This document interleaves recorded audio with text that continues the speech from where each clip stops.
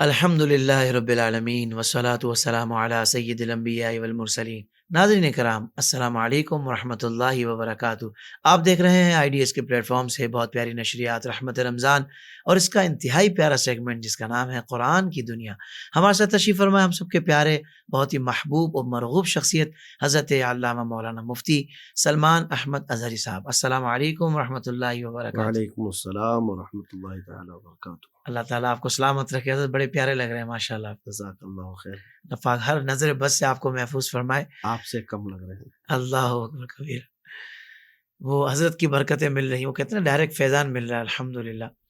اچھا مفتی صاحب، الحمدللہ ہمارے پروگرام کا یہ حسن ہے، بات ہوتی ہے قرآن پاک سے، لیکن آج ٹاپک مطلب ایک کہتے ہیں نا بنیادی ٹاپک ہے کہ بھئی قرآن پاک کے اپنے مضامین کیا ہیں۔ اتنی شاندار کتاب ہے، قیامت تک کے لیے اس میں رہنمائی موجود ہے، سرچشمہ ہدایت ہے، کتاب ہدایت ہے۔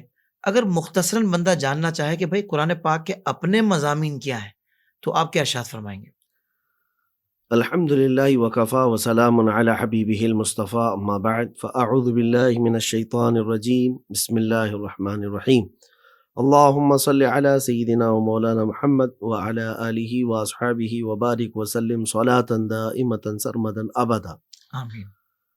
قرآن پاک کے مضامین کو اگر اجمالاً آپ کے سامنے ذکر کیا جائے، جیسے کہ روایت میں یہ موجود ہے کہ پورے قرآن پاک کے مضامین سورہ بقرہ میں ہے، اور سورہ بقرہ کے مضامین سورہ فاتحہ میں۔ اللہ اکبر۔ تو یعنی قرآن پاک کا جو اس کی جو اصل ہے وہ سورہ فاتحہ کو سمجھنے سے ہو سکتی ہے۔ سبحان اللہ۔ تو اگر ہم اس بات کی طرف لے کر کے چلیں تو مختصراً میں یوں آپ کے سامنے عرض کروں، قرآن پاک کے مضامین کا من جملہ ارد گرد حصار ایمانیات پر زیادہ ہے۔ صحیح۔ کیونکہ یہ بہت ضروری چیز ہے، ایمان۔ بندہ سب سے پہلے اپنے حقیقی خالق کو پہچان لے، زندگی یہی ہے۔ واہ واہ واہ واہ۔ باقی یہ کون دوست ہے کون دشمن ہے ان کو پہچاننے میں زندگیاں لگا دیتا ہے، پہلے یہ تو پہچان لے کہ مجھے پیدا کس نے کیا ہے واہ واہ واہ۔ اور کیوں پیدا کیا ہے۔ تو یہ ایمان سے تعلق رکھنے والی جو باتیں ہیں، قرآن پاک کے اکثر مضامین اسی میں ہیں۔ صحیح۔ ایمانیات یہ قرآن پاک کا ایک بڑا مضمون ہے، بڑا چیپٹر ہے۔ صحیح۔ اور شروعات بھی جو ہوتی ہے قرآن پاک کی سورہ فاتحہ میں، الحمدللہ رب العالمین الرحمن الرحیم مالک یوم الدین، یہ سب اللہ تبارک و تعالیٰ کی ذات و صفات کا بیان ہے، اور یہ ایمانیات سے تعلق ہے۔ واہ واہ واہ، سبحان اللہ۔ ایمان اور اس کے مشمولات کے سلسلے میں جو بحثیں آئی ہیں وہ قرآن پاک کا اکثر حصہ ہے۔ دوسرے اخلاقیات، واہ واہ۔ قرآن کے مضامین جو ہے اخلاقیات پر مشتمل ہیں کہ بندے کو رہنا کیسے ہے، جینا کیسے ہے، بقائے باہم کے جو اصول بتائے جاتے ہیں، یہ سب قرآن پاک میں موجود ہے۔ ہلکی سی بھی خرابیوں کو قرآن نے ختم کرنے کی کوشش فرمائی۔ واہ۔ جبکہ میں ایک ایگزامپل آپ کو بتا دوں، آپ مالدار ہیں، آپ پیسے والے ہیں، آپ نے اپنے ہاتھوں سے کمایا ہے، تو کبھی اگر آپ کے ذہن میں یہ بات آئے کہ میں جیسے چاہے ویسے خرچہ کروں، قرآن کے مضامین میں یہ بھی نہیں ہے۔ تم پیسوں کے مالک ہو گئے تو کیا مطلب، اسراف بھی حرام ہے۔ تو قرآن اس کو بھی نہیں پسند کرتا۔ صحیح۔ اللہ تبارک و تعالیٰ نے یہاں تک بھی منع فرمایا۔ اب آپ یہ سوال کریں گے کہ بھائی ہمارا پیسہ ہم کو جیسے چاہے ویسے خرچہ کرنے دو، نقصان کیا ہے اس میں اگر میں خرچ کروں تو؟ نقصان یہ ہے کہ اللہ تعالیٰ کے کروڑوں بندے ہیں، سب کا نظام دیکھا جائے گا کہ آپ کے پاس مال ہے اور جس غریب کے پاس نہیں ہے وہ کیا کرے گا۔ اللہ اکبر۔ تو اسراف نہ کرو، اپنے استعمال کے لیے جتنی چیزیں تجھے درکار ہے وہ کرو۔ تو میں نے تو ایک ایگزامپل آپ کے سامنے رکھی، اخلاقیات میں بندہ کیا سمجھتا ہے عام طور پر، میں اس کا مالک ہوں جیسا چاہے کروں، دوسرے کو نہ میں نقصان دے رہا ہوں کچھ نہیں کر رہا ہوں، تو میرے اپنے پیسوں کو میں، قرآن جو ہے ان اخلاقیات پر بھی مشتمل ہے۔ کیا بات ہے، سبحان ان اللہ، اخلاقیات پر سبحان اللہ۔ اب دوسرے جیسے اخلاقیات میں اگر جیسے کسی کو چھیڑنا ہوا، گالی دینا ہوا، تو اس میں دوسرے کا تعلق بھی نظر آتا ہے، صحیح، کہ دوسرے کو ٹھیس لگے گی۔ لیکن یہ جو مال کا خرچ ہے بظاہر دیکھا جائے تو یہ ہر آدمی کا اپنا اختیار ہونا چاہیے، صحیح، لیکن قرآن نے اس کو بھی روکا ہے، بلکہ اتنی سختی سے کہ ان المبذرین کانوا اخوان الشیاطین، جو اسراف کرنے والے ہیں وہ شیطان کے بھائی ہیں۔ اللہ اکبر۔ تو قرآن کے مضامین بیسک جو ہے ایمانیات ہیں اور اس کے بعد پھر اخلاقیات ہیں. اب اخلاقیات کو بتانے کے لیے جو چیزیں آئی ہیں وہ واقعات ہیں. صحیح. واقعات کا جو ایک سلسلہ ہے وہ بھی تہائی قرآن کے برابر ہے. اور اس کے بعد جو چیزیں ہیں وہ احکامات ہیں. احکامات وہ ہے کہ آپ کے لیے کیا حلال ہے کیا حرام ہے، کون سی چیز جائز ہے کون سی چیز ناجائز ہے، فرض کیا ہے آپ کے لیے اور کس چیز سے بچنا آپ کے لیے ضروری ہے. یہ احکامات کی آیتیں ہیں. صحیح. تو یوں سمجھ لیں پہلے ایمانیات کا حصہ ہے، پھر اخلاقیات ہیں، پھر واقعات ہیں، پھر احکامات ہیں. سبحان تو یہ اللہ. قرآن پاک کے من جملہ کل ملا کر کے اختصاراً میں نے آپ کو مضامین بتائے. سبحان اللہ سبحان اللہ. ناظرین کرام، شاید آپ نے اس انداز سے پہلے یہ بات کبھی نہیں جانی ہوگی. حالانکہ دنیا میں بندہ کوئی بھی کتاب جب لائبریری سے بھی اٹھاتا ہے نا، وہ دیکھتا ہے کہ بھائی کس مضمون پر یہ کتاب ہے، آخر اس کتاب کو پڑھ کر مجھے کیا سیکھنے کو ملے گا. تو قرآن پاک الحمدللہ ہم پڑھتے ہیں، اللہ کا کلام ہے، یہ بات بھی ہمیں پتہ ہے. پر اس خوبصورت انداز میں مفتی صاحب نے آج بتایا کہ بھائی یہ کن مضامین پر مشتمل ہے، اور کس حسن ترتیب سے الحمدللہ اس کے مضامین ہیں، اور سب کی اہمیت بھی بتائی گئی ہے. سبحان اللہ. یہ IDS ہے اور یہ قرآن کی دنیا ہمارا پروگرام ہے، جس سے ہمیں الحمدللہ معلومات کا خزانہ مل رہا ہے. مفتی صاحب مزید آگے بڑھتے ہیں. مفتی صاحب دیکھیں، آپ نے آغاز میں کہا کہ بھائی ایمانیات سب سے زیادہ امپورٹنٹ ٹاپک ہے قرآن پاک کا. تمام مضامین میں سب سے جو اہم موضوع ہے وہ ایمانیات ہے. اب ایمانیات کی جہاں بات آتی ہے تو وہاں پھر اللہ کے بارے میں ایک مومن کا، ایک اہل ایمان کا کیا عقیدہ ہونا چاہیے. میں چاہوں گا اس کے حوالے سے سب سے پہلا میرا سوال ہے کہ قرآن پاک میں اللہ کے وجود کی دلیلیں بھی موجود ہیں. میں چاہوں گا قرآن سے ہی بیان ہو جائے. بالکل. دیکھیں ویسے یہ باب عقائد سے تعلق رکھنے والا ہے. صحیح. اور اللہ تبارک و تعالیٰ کے وجود سے ہی ایمان شروع ہے. سبحان اللہ. ایمانیات کا جو بیان میں آپ سے کہہ رہا ہوں، جی جی جی. تو ایمانیات میں جہاں بھی قرآن پاک کے مضامین ملیں گے آپ کو، سب سے پہلی چیز ایمان باللہ ہے. اللہ پر ایمان، اس کے بعد پھر آخرت ہے، پھر رسولوں پر ایمان بھی ہے، کتابوں پر بھی ہے، فرشتوں پر بھی ہے، قیامت پر بھی ہے. یہ سب بعد میں ہے، لیکن بیسک چیز جو ہے پہلے اللہ تعالیٰ کو مانو. سبحان اللہ سبحان اللہ. اللہ تبارک و تعالیٰ پر ایمان لانا یہ ایمانیات کی بھی جڑ ہے. واہ واہ واہ. یہاں سے شروعات ہوتی ہے. اب قرآن پاک میں اس کے لیے مضامین بہت ہیں. مثال کے طور پر ابھی سوالات میں تنوعات آ سکتے ہیں، یعنی بہت قسمیں بن سکتی ہیں. صحیح. کہ اگر جیسے اب یہ بحث جو ہے نا فلسفیانہ بحث بھی ہو جائے گی، کہ میں اگر آپ کو یہ کہوں کہ ایمانیات کی بحث میں سب سے پہلی چیز اللہ کے وجود کو ماننا. صحیح. تو سب سے پہلے پھر آپ یہ کہیں گے کہ اس کے وجود کو کیسے آپ ثابت کریں. جی.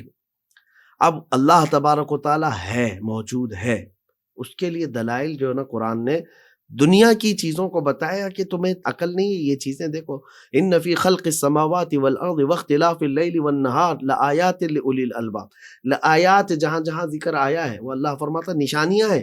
واہ واہ واہ. کہ زمینوں کو اور آسمانوں کو جو پیدا کیا ہے رب تعالیٰ نے، ان کی پیدائش میں اور رات اور دن کے آنے جانے میں عقل والوں کے لیے نشانیاں ہیں. واہ واہ واہ واہ. دن کیسے ہوتا ہے، رات کیسے ہوتی ہے. اچھا ایک بات غالباً میں نے کبھی کہا ہو، پھر آپ کے سامنے آج ذکر کرتا ہوں، کہ روز مرہ جن کاموں کو بندہ دیکھ رہا ہے نا، اس کے ذہن میں وہ عجوبہ نہیں لگ رہا، جبکہ وہ کام بہت بڑا عجیب ہے. جی. جیسے میں نے مثال کے طور پر کہا کہ انسان کا 2 ٹانگوں سے کھڑا ہو جانا وہ اپنے آپ میں ایک عجیب ہے، لیکن چونکہ معمول ہو چکا ہے، روز دکھنے والی چیز ہے، تو اس کو عجوبہ نہیں لگتی. دن کا جانا، رات کا آنا، پھر دن کا آنا، پھر رات کا آنا، یہ بھی اپنے آپ میں ایک بہت بڑا عجیب نظام ہے. واقعی. جو دلوں کو جھنجھوڑ کر کے رکھ دے، لیکن چونکہ عادی ہو گیا انسان. بالکل ایسا ہی. عادی ہو گیا، جس کی وجہ سے وہ ان میں چھپی ہوئی رازوں کو نہیں سمجھ پا رہا. اچھا میں آپ کو کہوں، فلکیات سے تعلق رکھنے والے، ارضیات سے تعلق رکھنے والے جو اسٹوڈنٹس ہوں گے وہ میری اس بات کو سمجھیں گے کہ اللہ نے جو فرمایا کہ زمینوں کی تخلیق میں اور آسمانوں کی تخلیق میں عقل والوں کے لیے نشانیاں ہیں. صحیح.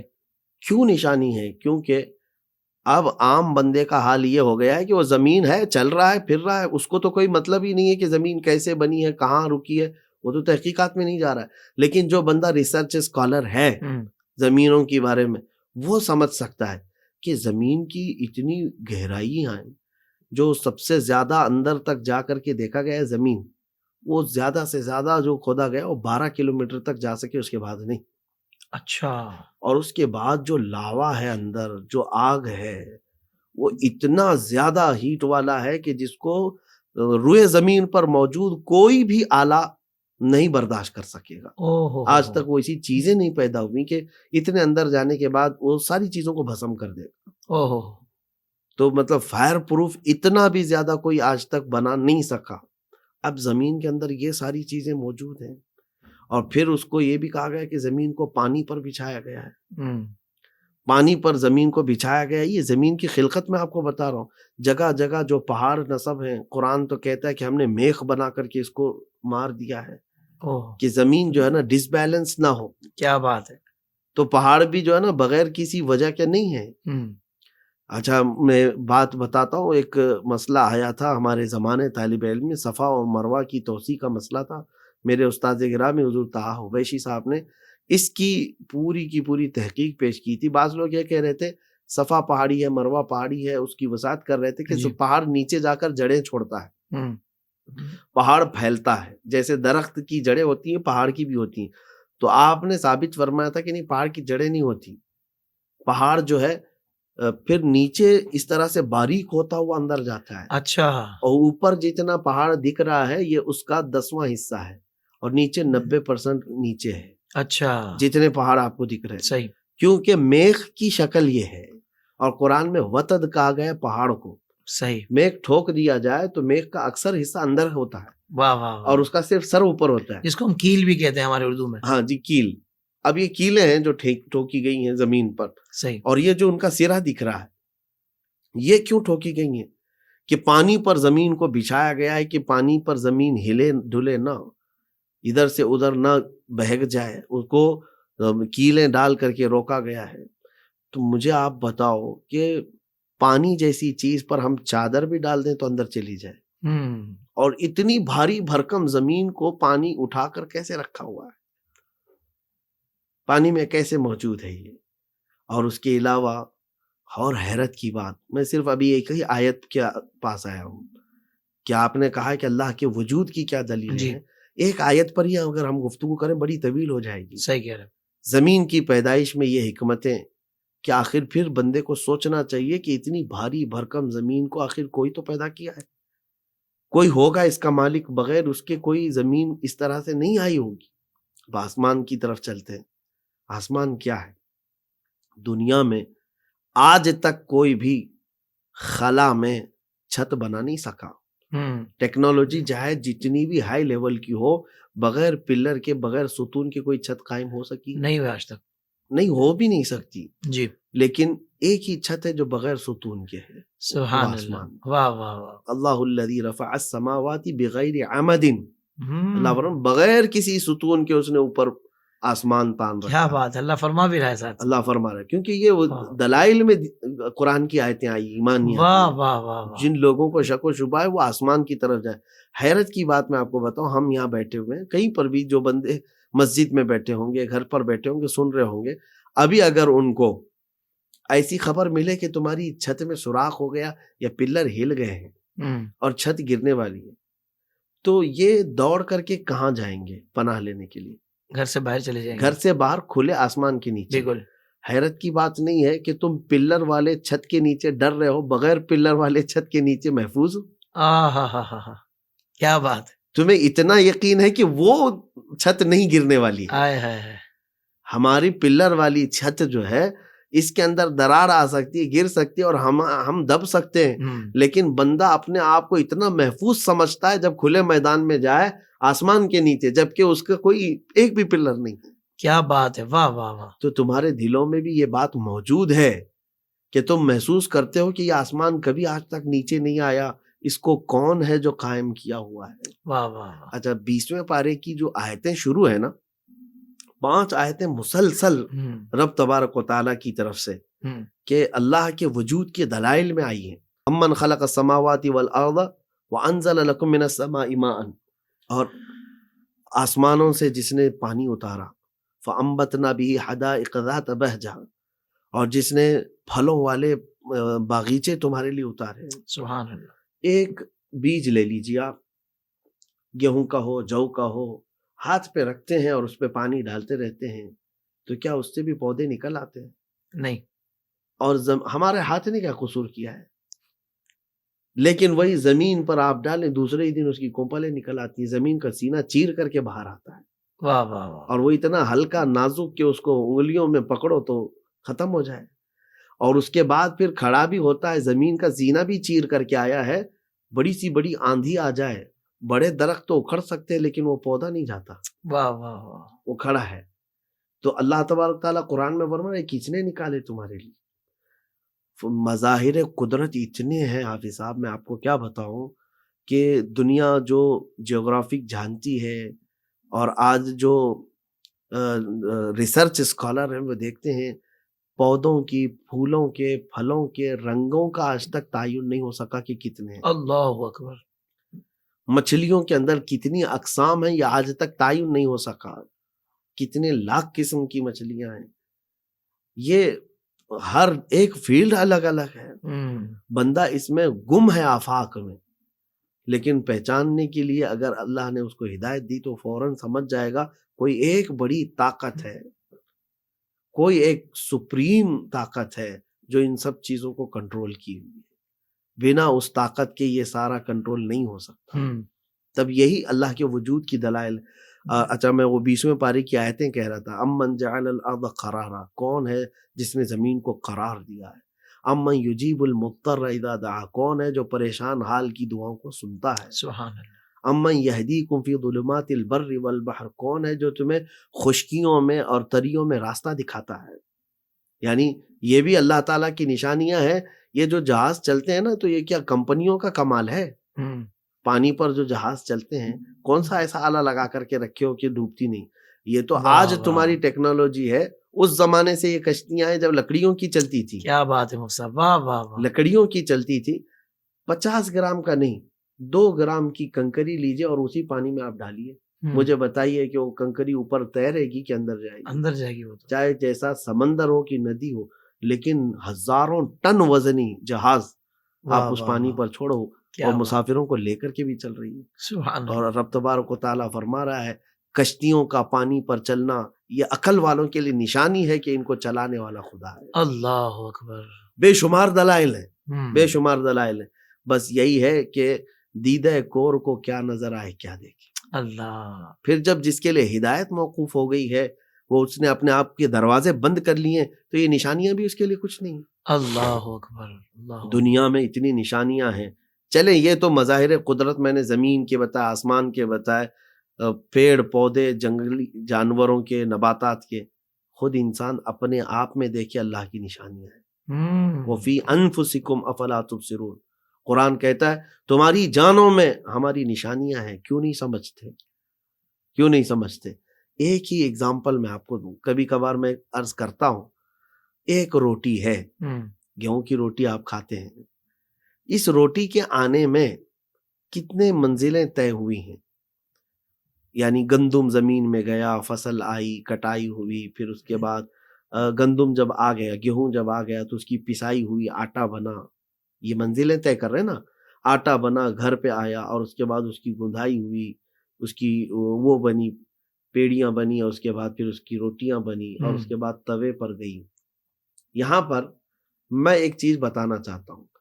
آپ کا اختیار ہے، جب وہ گندم سے آٹا نکل آئے، 1 کلو لو، 2 کلو لو، آپ کا اختیار ہے یا نہیں؟ آپ جتنا چاہے لیں گے. گھر پہ آنے کے بعد آپ، ہماری بیگم کا بھی اختیار ہے، وہ 10 روٹیاں بنائے کہ 5 روٹیاں بنائے. بالکل ایسا ہی. ٹھیک ہے. اب وہ پکانے کے بعد بھی روٹی پک گئی، کھانے میں بھی آپ کا اختیار ہے کہ 4 ٹکڑے کر کے کھائیں کہ 5 ٹکڑے کر کے کھائیں. اختیار آپ کا ہے. جب تک یہ روٹی باہر ہے آپ کا اختیار ہے. جب یہ روٹی لقمہ بن کر اندر چلی گئی تو مجھے بتاؤ، کیا آپ یہ فیصلہ کرتے ہیں کہ آدھی روٹی کا خون بن جائے، پاؤ روٹی کا گوشت بن جائے، باقی روٹی کا فضلہ بن جائے؟ اللہ آپ کا اختیار ہے. یہ تو ہمارا اختیار نہیں ہے. اب آپ لقمہ بنا کر کے روٹی کو نگل گئے، اس کے بعد جو نظام ہے وہ رب العالمین کا ہے. آئے ہائے ہائے، اللہ اکبر، اللہ اکبر. یہ جو ہمارے اندر جو نظام ہے انسان کا، یہ صرف ایک تو روٹی کی میں نے مثال دی. اب اس کے بعد اندر جانے کے بعد اسی روٹی کی غذا سے خون بن رہا ہے، اسی سے ہمارا جسم کا گوشت بن رہا ہے، اسی سے جو ہے مادہ منویہ بن رہی ہیں، نطفے بنتے ہیں، اور اس کے بعد پیپ بھی ہے، اور اس کے بعد پھر فضلات بھی ہے. یہ ساری چیزیں الگ الگ کون ڈیوائیڈ کرتا ہے اندر؟ ہائے ہائے ہائے. اور وہی اگر عورت غذا کھائے تو اسی کے غذا سے دودھ کون اس کو بناتا ہے، خون کون بناتا ہے، دونوں کا رنگ الگ، دونوں کا مزہ الگ. کیا بات ہے مصطفیٰ. قرآن پاک میں رب تبارک و تعالیٰ نے یہ بھی بیان فرمایا، جانور کو دیکھو، گائے ہو کہ بکری ہو، اس کے گوبر اور اس کے خون کے بیچوں بیچ سے اللہ دودھ کو نکالتا ہے. ہائے. گوبر اس کا فضلہ ہے، اس کا رنگ الگ، اس کی بو الگ. خون اس کا رنگ الگ، اس کی بو، اس کا مزہ الگ اور اس کی بو الگ. اور دونوں کے بھی دیکھیں ڈیفرنٹ چیزیں ہیں، اس کا فضلہ اور اس کا خون. اور رب فرماتا ہے من بین فرث و دم، فرث یعنی گوبر اور دم خون، لبنن خالصا، درمیان سے ہم جو خالص دودھ نکالتے ہیں. کیا کہنے، واہ واہ واہ واہ. دودھ جب بھی آیا ہے دوہ کر کے ہمارے گھر آیا ہے، نہ کبھی اس میں خون کی رنگت پائی گئی، نہ گوبر کی رنگت پائی گئی، نہ ان دونوں میں سے کسی کا مزہ پائے گا. ایک نیا مزہ ہے. کیا بات ہے، سبحان اللہ. کون ہے یہ جو پروسیس کر رہا ہے آپ کے اندر؟ واہ واہ واہ واہ. کون ہے جو تمہیں یہ گزار کر کے لاتا ہے؟ تو اللہ تعالیٰ قرآن پاک میں فرماتا ہے عقل والوں کے لیے نشانیاں ہیں کہ اللہ کے وجود کو تسلیم کرو کہ کوئی ایک سپریم طاقت ہے جو یہ سارے نظام کو سنبھالی. مفتی صاحب یہ دیکھیں نا کہ دل ہمارا جو دھڑک رہا ہوتا ہے یہ کتنی سیکوینس میں، اس کی ٹائمنگ بھی فکس ہے. بالکل. اور ہمارے کوئی یعنی قریبی عزیز یا کوئی بھی ہو، جب وہ وینٹیلیٹر سے 4-5 دن ہاسپٹل سے ہو کر آتے ہیں تو وہ کہتے ہیں بھائی کتنا بل بنا؟ بولے اتنے لاکھوں کا بل بن گیا. بولے مصنوعی طور پر سانس کو باہر رکھا گیا تو اتنا بل بن گیا. میں اس رب کا شکر نہ ادا کروں کہ جس نے دل بھی عطا فرمایا، دھڑکن بھی عطا فرمائی، اور کوئی بل بھی نہیں لے رہا. بالکل. آپ یہ دیکھیں حافظ صاحب، یہاں تو آپ نے یہ بتایا، کچھ تو وہ لوگ دانشور موجود بھی ہیں جنہوں نے یہ کیلکولیٹ بھی کیا ہے کہ اگر انسان کو پرائیویٹ طور پر سانس لینا پڑ جائے آکسیجن تو کتنا خرچہ آئے گا. اچھا. تو انہوں نے جو کیلکولیشن کیا ہے اس اعتبار سے اگر 60 سالہ زندگی کوئی گزارنا ہو تو اس کو کم از کم 400 کروڑ روپے کی ضرورت پیش آ جائے. اللہ اکبر. یہ سب فری ہمارے لیے ہے. اور یہ صرف سانسوں کی بات کر رہا ہوں، باقی کی چیزیں تو چھوڑیں.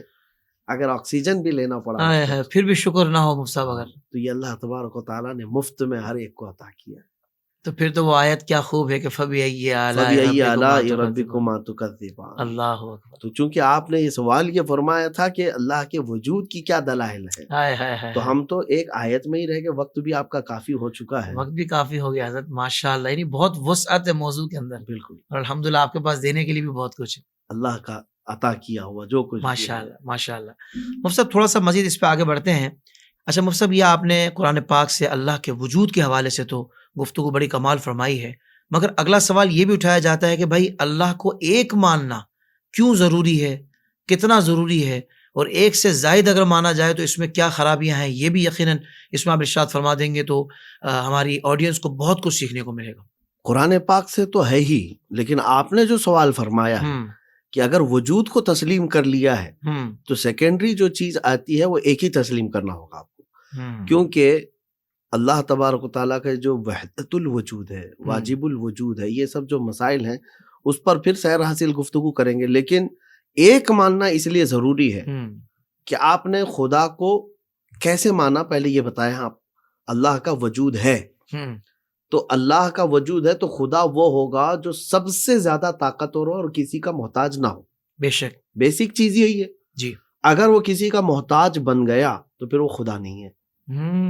کسی اور کا محتاج بن گیا تو وہ خدا نہیں ہے.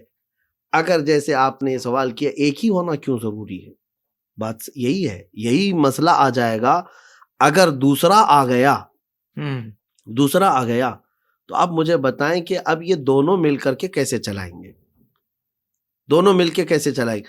اگر ان لوگوں نے تقسیم کر لیا کائنات کو تو ادھورا خدا ہو گیا، پوری کائنات کا ایک خدا ہی نہیں ہوا. جی تو آدھے کا یہ مالک نہ ہونا عیب ہے کہ نہیں؟ اس کا بالکل عیب ہے. آدھے کا مالک نہیں ہے یہ، تو یہ خدا جو ہے نا آدھا ہو گیا. اچھا چلے پوری کائنات کو دونوں لوگ مل کر کے چلاتے ہیں اور مشورے سے چلاتے ہیں تو مشورے لینے کا محتاج ہو گیا جی، کہ دوسرے سے پوچھنا پڑے گا، اس کے بعد بارش برسانی پڑے گی. جی اس سے پوچھنا ہوگا، اس کے بعد جو ہے دھوپ رکھنی ہوگی. تو محتاجی یہاں پر جہاں جہاں آئے گی وہ پھر خدا کے منافی ہے، منافی ہے. خدا نہیں ہو سکتا. اسی لیے شریک ہو ہی نہیں سکتا کوئی. واہ واہ واہ واہ واہ. اگر شریک آپ نے تسلیم کر لیا تو محتاجی آ جائے گی. اور محتاج جو ہے وہ خدا نہیں ہو سکتا، وہ مختار ہے، اور وہ اپنے اوامر میں، اپنے احکامات میں اور اپنے کائنات کے نظام میں کسی کا محتاج نہیں، خدا. سبحان اللہ سبحان اللہ. اسی لیے میں یہ بتاتا ہوں کہ ایک کا ماننا ضروری ہے، ایک کا ماننا ضروری ہے. بعض لوگ یہاں پر آ کر کے کہتے ہیں کہ اگر ایک سے زیادہ ہو جائیں تو کیا ہو جائے گا. قرآن نے تو اس کے متعلق صاف کہا ہے، لو کان فیہما آلہۃ الا اللہ لفسدتا. اگر ان زمین و آسمان میں اللہ کے سوا بہت سارے خدا ہوتے تو فساد مچ جاتا. اللہ اکبر. فساد تو ہوگا ہی، کیونکہ سب کا اتفاق ایک چیز پر نہیں ہوتا. وہ لوگ جو قیاس کرتے ہیں کہ بھائی ایک ملک کو تو کئی منسٹر مل کے چلاتے ہیں، ایک منسٹر تھوڑی نہ ہوتا ہے، کئی لوگ مل کے چلاتے ہیں. اور کچھ کنٹریز جو ہے نا بغیر فساد کے چل رہی ہیں، تو کائنات کیوں نہیں چلے گی؟ بہت سارے لوگ مل کے بات چلے. کرتے ہیں. اگر یہ بات ان کی ہے تو تم نے خدا کو کیا منسٹر سمجھا ہے؟ منسٹر تو محتاج ہے ایک دوسرے کو اور حساب دہ ہے. اب وزارت داخلہ جو ہے وہ بھی حساب دہ ہے، وزارت خارجہ وہ بھی حساب دہ ہے. کسی کے پاس وہ وزارت عظمیٰ کو حساب دے گی. بالکل ایسا ہی ہے. ان کی پرسش ہوگی کہ بھائی آپ نے کیا کیا کیا ہے. تو ہر ایک جو ہے نا ایک دوسرے کا محتاج ہے اور ایک دوسرے کے لیے حساب دہ ہے. تو یہ محتاجی خدا کے منافی ہے. اگر بہت سارے خداؤں کو تسلیم کرو گے تو پھر ایک خدا دوسرے خدا کی باز پرس کر رہا ہوگا، اس کو باز پرس کر رہا ہوگا، اور وہ دوسرا اس پر چڑھائی کر رہا ہوگا. تو پھر خدا کی محتاجی ثابت ہو جاتی ہے، جس کی وجہ سے یہ ممکن ہی نہیں ہے کہ کوئی شریک ہو. سبحان اللہ سبحان. اچھا، اور قرآن پاک نے جو رد فرمایا ہے کیا کہہ کر کے، جیسے مشرکین نے جو ہے فرشتوں کو خدا کی بیٹیاں بنا لی، اور عیسائیوں نے جو نا حضرت عیسیٰ علیہ السلام کو تو خدا کا بیٹا بنا لیا. تو اس کو کتنے نفیس انداز میں رد کیا ہے اللہ تبارک تعالیٰ نے، کہ اگر بیٹیاں ہوں تو بیوی کی ضرورت ہوگی، بیٹا ہوگا تو بھی بیوی کی ضرورت ہوگی. یا چلو اگر بغیر بیوی کے بھی بیٹا بھی آ گیا، بیٹیاں بھی آ گئیں، تو باپ جو ہے بیٹے کا یا بیٹی کا یہ کسی پروسیس میں محتاج تو ہوا. جی کسی پروسیس میں محتاج ہوا. اور بیٹا جو ہے نا اپنے باپ سے تقاضا بھی کرے گا، جی بیٹی اپنے باپ سے تقاضا بھی کرے گی کہ میرا یہ حق ہے. تو پھر ان لوگوں کا اس طرح کا معاملہ آ جانا یہ خدا کے منافی ہے، کہ پھر محتاجی ثابت ہو جائے گی. واہ واہ واہ.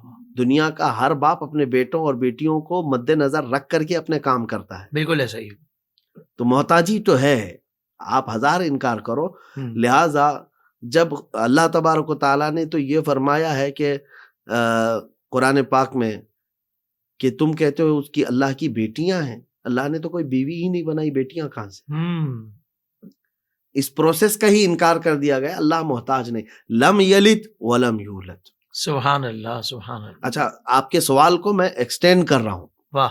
آپ نے سوال تو ایک ہی کیا تھا کہ وہ ایک ہی کیوں ہے، تو یہ سب چیزیں اس میں بتانا ضروری تھا کہ وہ اس کے جب رشتے بھی آ جائیں گے تو محتاجی آ جائے گی. اور بیسک فنڈا ہمارا یہ ہے کہ محتاج ہوا تو خدا نہیں. سپر طاقت ایسی ہو اس کی کہ کسی کی احتیاط ضرورت اس کو نہ ہو. اب آگے جو اسے آپ یہ بھی سوال کر سکتے ہیں کہ ٹھیک ہے، اس کو کس نے بنایا؟ خدا کو کس نے بنایا؟ کوئی تو بنایا ہوگا. تو یہاں پر بھی یہی مسئلہ آئے گا کہ اگر اس کو کسی نے بنایا ہوگا تو یہ خدا کیسے مخلوق ہو گیا؟ پھر تو مخلوق ہو گیا. اس کا کوئی خالق ہے. تو اب اس کا کوئی خالق ہے، تو اب پھر سوال ہم آپ سے کریں گے، اس کا خالق کون ہے؟ اللہ اکبر. اس کو بھی تو جس کو اس نے پیدا کیا اس کا بھی کوئی، آپ اس کا جواب دے دو. تیسرے کا ہو تو چوتھے کو کون پیدا کیا؟ یہ لامتناہی سلسلہ جس کو دور اور تسلسل کہا جاتا ہے، یہ باطل ہے. باطل ہے. یہ جو ہے نا اصول کے خلاف ہے کہ کوئی چیز ایسی ہو کہ نان اینڈنگ، کہیں تو جا کر کے اینڈ ہونا ہوگا، کہیں تو اینڈ ہونا ہوگا. واہ واہ واہ واہ. اور اگر آپ یہ کہتے ہیں کہ کہیں تو جا کر اینڈ ہونا ہوگا، ہم کہیں گے جہاں اینڈ ہے نا وہی خدا ہے. واہ واہ مفتی صاحب، واہ سبحان اللہ سبحان اللہ. جہاں اینڈ ہے اس کے آگے کوئی نہیں اس کو بنانے والا، وہی خدا ہے. اور جو کہے کہ نہیں اینڈ ہی نہیں ہے تو پھر اس کا مطلب ہے کہ نان سینس بات کر رہا ہے نان سینس بات کر رہا ہے، بالکل ٹھیک ہے، اور ایسا ہو بھی نہیں سکتا، حقیقت حال کے مطابق نہیں ہو سکتا. بالکل ٹھیک، بالکل ٹھیک. یہ تو ایسی ہے نا جو پاگل بنانے کے لیے کہا جاتا ہے کہ مرغی انڈے سے پیدا ہوئی کہ انڈا مرغی سے، یہی ساری جی اس چیزیں طرح کی چلتی بات ہے، رہیں مرغی گی. پہلے آئی انڈا پہلے آیا. انڈا پہلے آیا، تو یہ تو معمہ ہے لوگوں کو، اللہ یہ چھوٹے بچوں کے لیے تفریح کے لیے کہا جاتا ہے. اللہ اکبر. انڈا کہے تو کہیں گے انڈا کس مرغی کا تھا، مرغی پہلے آئی تو کہیں گے کس انڈے سے آئی. جی جی جی جی. تو کہیں تو جا کر کے انڈے پہ یا مرغی پہ تو آپ کو اکتفا کرنا پڑے گا. لیکن ایک بات تو مفتی صاحب آپ ضرور کہیں گے، میں چاہوں گا کہہ دیں ہماری آڈینس کو، کہ یہ جو رب تعالیٰ کی وحدانیت کا معاملہ ہے، اس کے واجب الوجود ہونے کا معاملہ ہے، اس کے ایک ہونے کا معاملہ ہے، اس پر بحث ابحاث مستی مذاق یہ سب چیزیں اس سے بالکل دور رہنا چاہیے تاکہ ایمان کی حفاظت رہے. اس حوالے سے ضرور آپ ارشاد فرمائیں. دیکھیں اس زمانے کا ایک بہت بڑا فتنہ ہے ایتھیزم. صحیح. جو ایتھیسٹ ہیں، ملحدین ہیں، وہ آپ کے ملک سے تو زیادہ نکلتے ہیں. صحیح. واللہ عالم اس کی وجوہات کیا ہیں معلوم نہیں ہے، لیکن یہ مجھے جہاں تک لگتا ہے کچھ ایسے حوادث کے شکار ہو جاتے ہیں، کسی کے تشدد کا یا کوئی ایسا واقعہ، اور اس کے بعد یہ اپنے ذہن میں ایسے ناجائز سوالات پیدا کرتے کرتے مذہب سے بیزار اور نکل جاتے ہیں اور خدا کا بھی انکار کرتے ہیں. اللہ علیہ. تو ان ایتھیسٹ کو ہم دیکھ رہے ہیں، یہ خاص طور پر سوشل میڈیا کے میدان میں مسلمانوں کے ذہنوں کو شکوک و شبہات میں مبتلا کرنے کی پوری طاقت لگاتے ہیں. صحیح. تو پہلی بات تو یہ ہے کہ شیطان کا کام ہی ہے یہ ڈاکہ ڈالنا. میں اپنے نوجوانوں سے کہوں گا کہ تم کو اللہ تبارک تعالیٰ نے ایمان کی دولت عطا کی ہے، قلب مطمئن ہے. ان تشویشناک سوالات کو جتنا دیکھتے جاؤ گے اتنا تمہاری تشویش بڑھتی جائے گی. اللہ نہ کرے کہیں تمہارے اندر یہ گمراہی آ جائے اور اس کی بات کو ہلکے میں لیا یا اچھا بھی سمجھنے لگ گیا تو تمہاری پکڑ ہے، ایمان سے نکل جاؤ گے. اللہ اکبر. مفتی صاحب آپ کو ایسا نہیں لگتا کہ یہ والا کام شیطان پہلے بالکل موت کے وقت کرتا تھا، آخر میں نا نظام میں جب بندہ ہوتا تھا، ابھی تو پیدا ہوتے ہی کرنا شروع، پیدا ہوتے ہی یعنی اتنا واضح ہو چکا ہے، وہ پہلے بھی ہو سکتا ہے کرتا ہو، مگر اب اتنا یہ معاملہ ایکسپوز ہو گیا، ایسا لگتا ہے اب تو یہ ہر روز کر رہا ہے. ہر روز ہے، ہر روز ہے، نت نئے سوالات لے کر کے آئیں گے. جبکہ میں آپ کو ایک بات بتاؤں، یہ ایتھیسٹ جتنے سوالات کرتے ہیں قرآن سے نکال کر کے کہ قرآن میں ایسا ہے، یہ نہیں ہو سکتا، وہ نہیں ہو سکتا، یا اللہ تبارک و تعالیٰ کے وجود پر سوالیہ نشان، یہ نئے نہیں ہیں. آلریڈی یہ پہلے کے جو ملحدین ہوا کرتے تھے، دہریے لوگ، فلسفی ہوا کرتے تھے، ان کے سوالات ہیں. علماء اسلام نے زبردست ان کے جوابات دیے ہیں، لیکن ہمارے بچوں کو پڑھنے پڑھانے سے کہاں تعلق ہے. نہ یہ کتاب اٹھاتے ہیں، نہ مضامین دیکھتے ہیں. ان کو یہی لگتا ہے سوشل میڈیا ہی ساری دنیا ہے، یہ گوگل کے شاگرد ہو کر رہ گئے. اللہ. جس کی وجہ سے ہو کیا رہا ہے، وہ کتابوں میں موجود مضامین ہیں، لیکن آج کوئی نیا آ گیا مارکیٹ میں تو سمجھتے ہیں کہ ارے نیا سوال لے کر کے آیا. نیا نہیں ہے، وہ پرانے ہی ہے. قرآن پاک پر جو سوالات ہوئے ہیں نا، دنیا کی کسی کتاب پر اتنے نہیں ہوئے ہوں. اللہ. اور ہر سوال کا شافی و وافی جواب دیا گیا. کیا بات ہے مصطفیٰ، سبحان اللہ سبحان اللہ. بس بچوں کو چاہیے کہ ریسرچ کریں، پڑھیں اور معلومات میں اضافہ کریں. مجھے پورا یقین ہے حضور، یہ آج کا پروگرام، یہ والا ایپیسوڈ انشاءاللہ اس موضوع پر بہترین شعور اور آگہی پرووائڈ کر رہا ہے، اور انشاءاللہ اس کو 2-3 مرتبہ اس پروگرام کو آپ دیکھیں گے، سنیں گے تو میں کہتا ہوں کہ بندہ مضبوط ہو جائے گا، اور اس معاملے میں کم سے کم کسی کے بہکاوے میں تو نہیں آئے گا. اللہ تبارک و تعالی ہم سب کو عمل کی توفیق عطا فرمائے.